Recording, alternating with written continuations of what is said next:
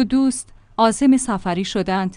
یکی از آنها لاغرندام و ضعیف بود و هر دو شب یک بار غذا می‌خورد. دوستش چاق و قوی هیکل بود و روزی 3 بار غذا می‌خورد. وقتی از کنار شهری رد می‌شدند آنها را به اتهام جاسوسی دستگیر کردند، در خانه‌ای زندانی کرده و درب زندان را بستند و گیر گرفتند. بعد از گذشت 2 هفته معلوم شد که این 2 مرد بیگناهند و جاسوس نیستند. در زندان را باز کردند و دیدند مرد قوی هیکل مرده اما مرد ضعیف زنده مانده است. مردم تعجب کردند که چرا مرد چاق مرده است.